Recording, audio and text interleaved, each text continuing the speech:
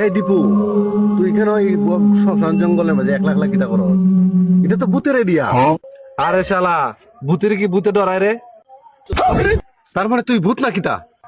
আরে শালা, ডরাইছে রে, ডরাইছে। আমি তো মজা করছি। এখনের দুনিয়াত ভূত টুত বলতে কোনো কিছু আছে রে? শয়তান যে আছে এটা তো তুই জানস। শয়তান যেখানে আছে ভূত ওইখানে আছে। এ শালা, তুইও তো ডরাইছ। শয়তান যেহেতু আছে ভূত তো থাকবো স্বাভাবিক।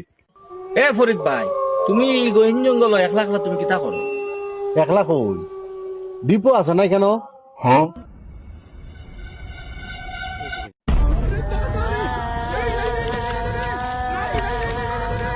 ওই তুই কিতা জানে কইসলে রে?